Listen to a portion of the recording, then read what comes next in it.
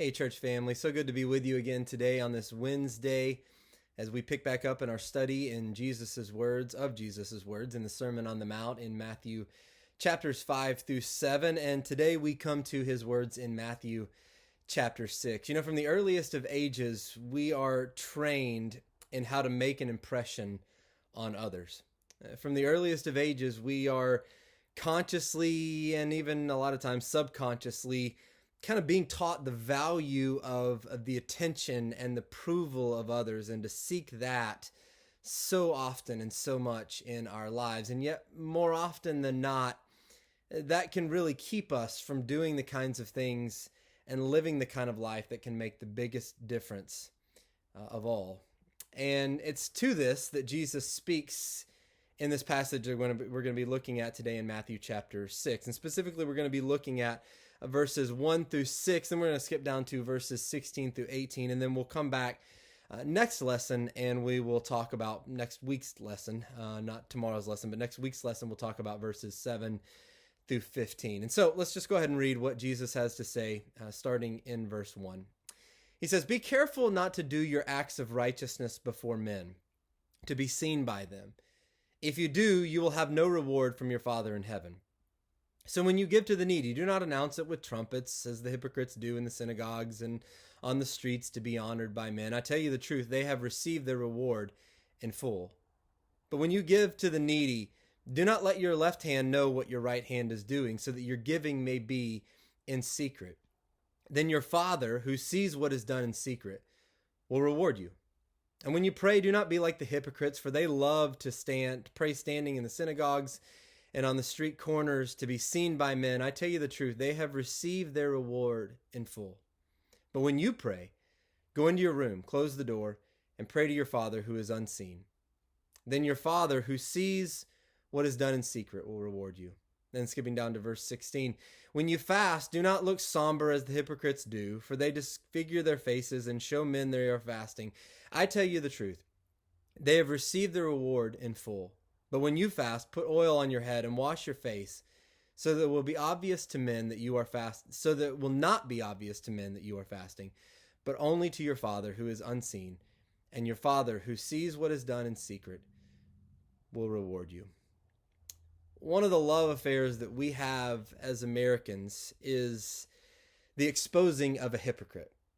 We love to expose hypocrites. Nobody wants to be called one, and yet most of us are drawn to stories involving one or about one. But the term hypocrite in the Greek language of Jesus' day meant something different than it does to us today. In that culture, the term hypocrite was merely the Greek word for actor, or one who plays a role or a part on stage or in some kind of drama. It was a very benign word, which may seem weird to us because as soon as we hear the word hypocrite in American culture, that's not what we think of. It's often a very negative word, which, by the way, I think says something about the significance of Jesus, that he single-handedly changed the way that word hypocrite is used.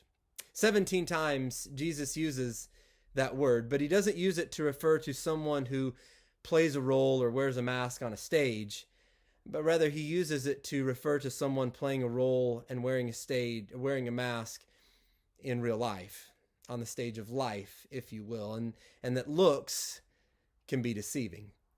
And he uses the word hypocrite, and his use of it changed that word to come to a completely different meaning in how it's perceived in Western culture. Here's another interesting thing. Most of the time when we talk about hypocrites, we talk about someone who doesn't live up to their standards, someone who doesn't practice what they preach, someone who talks about something as a way to live, and yet they don't live that way.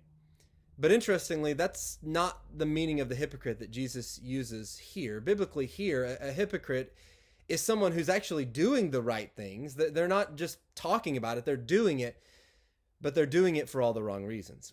Listen again to the phrases that Jesus uses. In verse 1, he says, "Be careful not to do your acts of righteousness in front of others, to be seen by them." Verse 2, "So when you give to the needy, don't announce it with trumpets as the hypocrites do, to be honored by others." Verse 5, "And when you pray, don't be like the hypocrites, for they love to pray standing in the synagogues and on the street corners to be seen by others." Listen to that powerful language that he uses. They love it. They cherish it. Verse 16, when you fast, don't look somber as the hypocrites do, for they disfigure their faces to make sure others know that they're fasting. And the fact that Jesus says, hey, be careful not to do your acts of righteousness in front of others should tell us something. That we've got to be on guard for this kind of tendency, that there's something about our sinful nature that we're going to want to do acts of righteousness in front of others.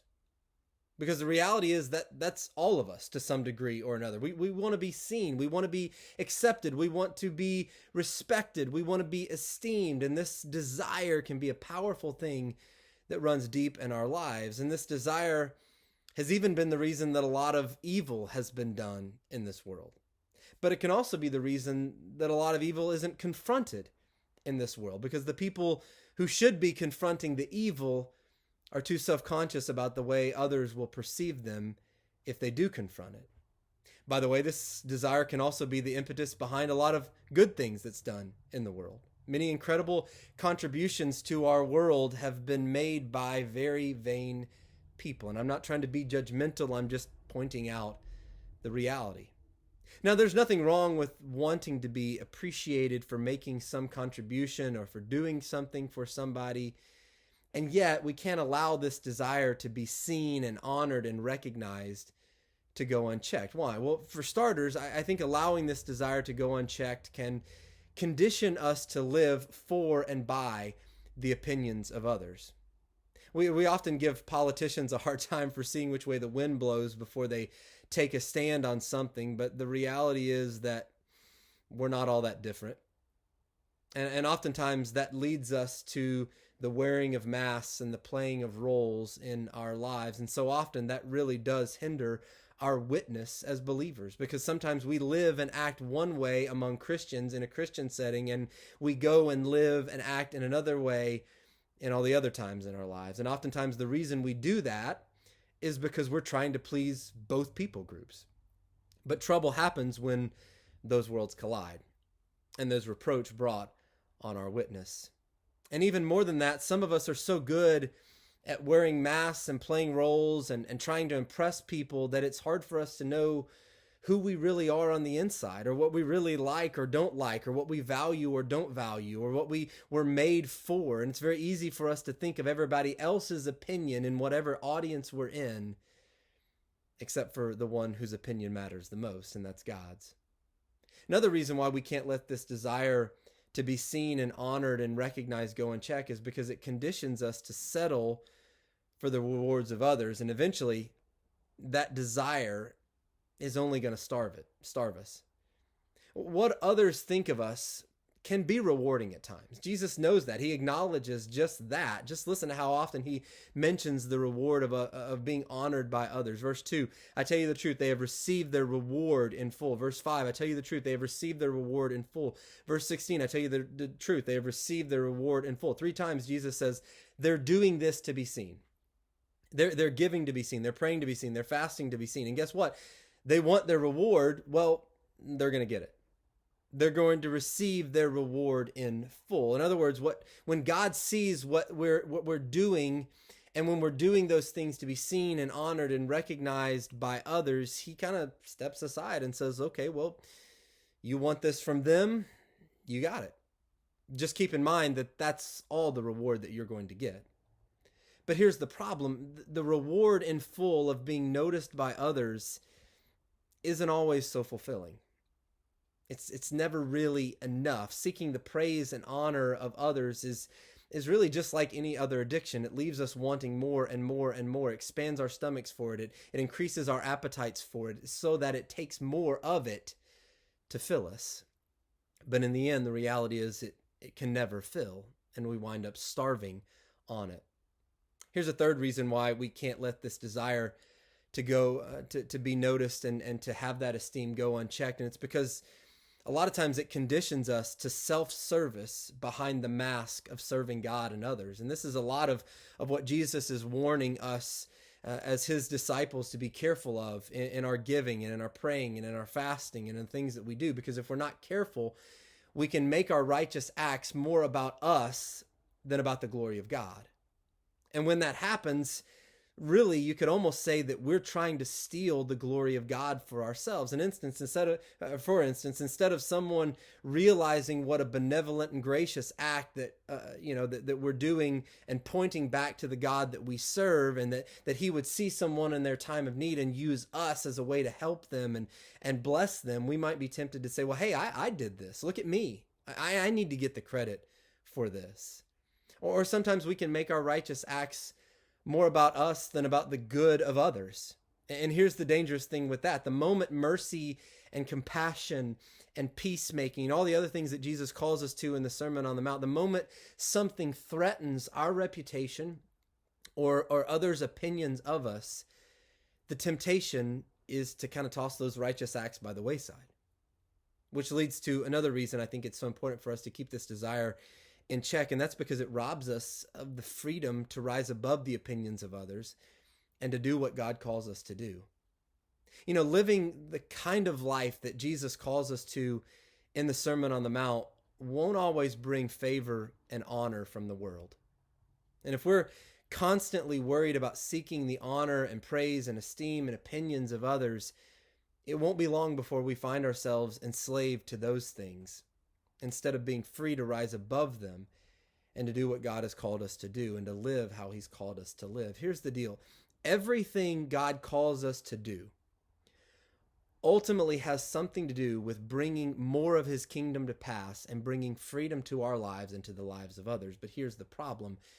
If you and I are too enslaved to the eyes of other people, then there's going to be a measure of freedom that's held back and held hostage by our own fear of what others might think if we do that thing. Sometimes the freedom that God wants to bring in us and through us to the world around us has something to do with us getting free from our fear of what others think and going ahead and doing what God has called us to do and living the way He's called us to live. Now, really quickly, let me just give us a caution when it comes to Jesus, what Jesus is talking about here. I think we have to be careful, very careful, not to judge others when it comes to their public displays of devotion. Jesus, the issue isn't simply with giving and praying or fasting publicly across the board for all times, or whether or not we can do those things publicly, whether we should ever do those things publicly. There, in fact, are times in Scripture when people give publicly. There are times when the church prays out loud, corporately, all together. There are times when the church fasts all together in public, or as one entity in public. There are times when it's good for us to go public and in our radical acts of righteousness and devotion. And when I think about my own life, there are times when I've been inspired to step out and go further in my commitment to Jesus Christ precisely because of someone else's public displays or actions or testimony. And so again, this isn't some all-inclusive statement where Jesus is saying that we have to do every single thing in private, but rather He's addressing this tendency to do things primarily for the purpose of being seen and praised by others. Going public for God isn't a bad thing. It's a good thing as long as it's for God, right? And not for just us. In fact, I would venture to say that I think in many ways we're too privatized. We're too isolated, too much in the shadows when it comes to our devotion to God and our testimony about Him. And we need more people going public for God in their displays of devotion and commitment. But that being said, what if we do struggle with this desire of being so concerned with what everyone else in the audience of our lives thinks except for God? What do we do? Well, that's what we're going to talk about tomorrow. And I hope you'll join me as we dive more into that. But as for today, I hope you have a blessed day, and we'll see you tomorrow.